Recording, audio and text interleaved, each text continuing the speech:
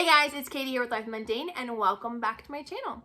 Today I'm going to be sharing with you about my fourth graders curriculum picks for the 2022-2023 homeschool year. Now, my daughter is special needs and she is in many areas not up to grade level in certain specific subjects, and a lot of that is due to her health issues. She has many different medical diagnoses. It has more than I have time to share, but in a nutshell, a lot of the things that affect her is juvenile arthritis. She has something called 22q11.2 deletion syndrome. She has hearing loss and so much more. So really, there's been a lot of points in our life where we've just been trying to get her to be able to eat or to drink or to be able to talk or to be able to just function.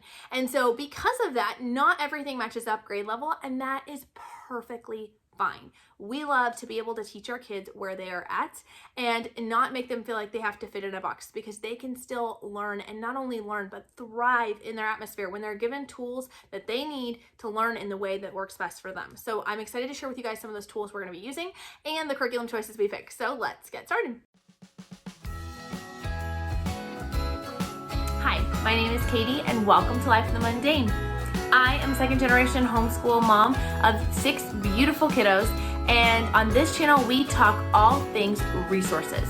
I love to share with you resources that are going to help you in your homeschooling and help encourage you in your biblical parenting, and how you can utilize those to their fullest potential so that you can make the most of the little moments. All right, so first up is math.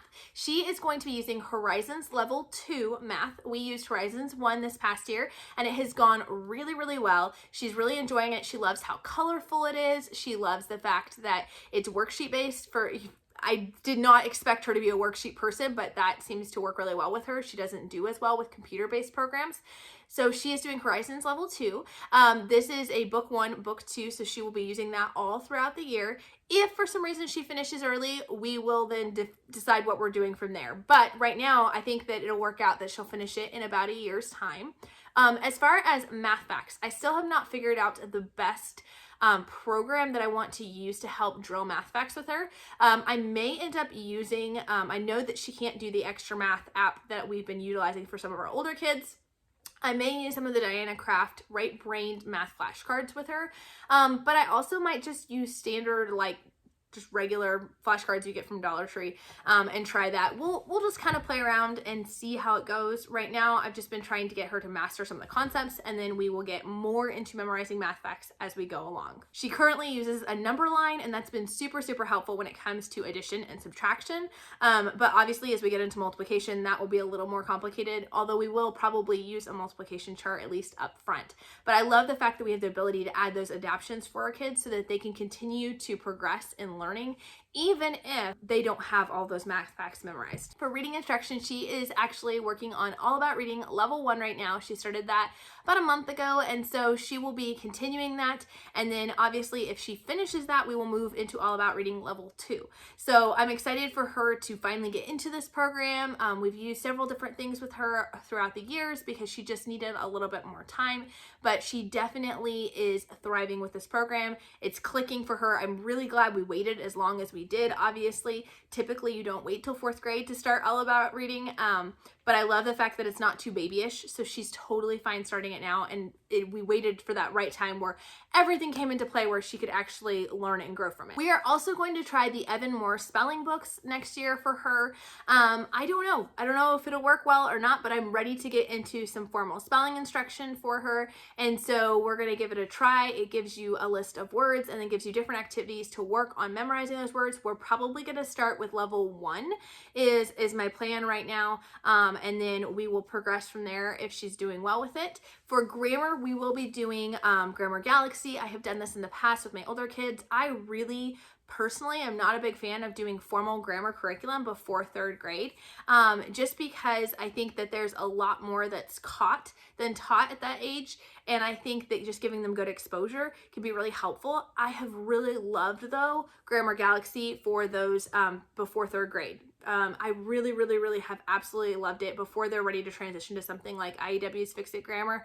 And I've used it even beyond 3rd grade. Obviously, I'm using it for 4th grade this year. But it's just a very gentle approach to grammar. It uses story-based lessons to help teach grammar concepts to your child. There's not a lot of writing. There's not a lot of drill and kill. And it's just very gentle introduction, but it's very effective. So I'm going to be working on that with her. I like the fact that that offers an audio option as well as me being able to read it to her, so she can actually go over the lessons multiple times if she needs to, and without me having to reread it constantly. So we will be going through that next year. She will also be continuing using Explode the Code to practice some of those phonics skills. Explode the Code is really easy workbooks that your kids will actually enjoy doing. We have them do about 1 page to 2 pages a day, and they just go through and get to work with different words, getting to understand that. I am going to be getting the teacher's guides to go with it. I've never gotten it before because typically we've used it as a supplementary thing for kids, in which case you don't need the teacher's guide. However, Megan over at Pennies and Salt told me about how the teacher's guides really have a lot of great ideas for bringing those concepts to life, and just some ideas that you can work on some of those phonics skills. So even though we're using it all about reading, I think it will be fun to have a teacher's guide to be able to just kind of utilize it here and there when needed. I probably won't go through it religiously because she has this other reading program, but just giving her the opportunity to practice in a different way, because she really has to see things at several different angles in order for it to absorb. As far as assigned readers, we are going to do assigned audiobooks for her. The rest of the kids are doing assigned readers from our Sunlight curriculum, and I don't think I'm going to have her do those per se. We might. You never know. You never know. I might pick a few, but I don't think I'm going to have her do all of those. However, I do have the Sunlight reading guides. This is something Sunlight offers as like extra reading in case you don't have enough books with Sunlight, which is just kind of crazy because there's always so many books with Sunlight. But they're ones that don't necessarily fall into a historical time base or whatnot, and are just fun readers for kids that are age appropriate. They offer guides that offer both discussion questions, like questions and answers about each thing, and they break it down into saying, okay, have them read this chapter through this chapter, this chapter through this chapter. So we've done this in the past and it's worked really well. So I think I'll probably pick most of her assigned readers from that list instead of picking from our Sunlight geography, literature, and history. For her extracurricular, she is going to be doing Catherine Nichols' American Sign Language curriculum. So this is something I actually found off Amazon. It was, I think, $20 or less, and it's just a really neat program. Obviously, we haven't tried it yet, but from what I can tell, it has a DVD with instructions on a lot of basic signs using ASL. It also has a book of all those same signs and flashcards, and the flashcards are fairly large, so it's really good for using kind of in a group setting. She has wanted to learn sign language, and she does know some, but especially with her hearing loss, and some of her hearing loss has gotten worse this year, she really sees how sign could help, and I see how sign could help in a lot of situations. We in the past have done signing exact English, which if you're a big signing person, you know the difference, but in a nutshell, ASL is more commonly used, and so we are going to be trying some ASL this year. We might modify a few things to more of a C method, but we're just really excited to try that this year. So I love the fact that I can sit down and I can work with her, and she's going to be doing this with her younger sisters.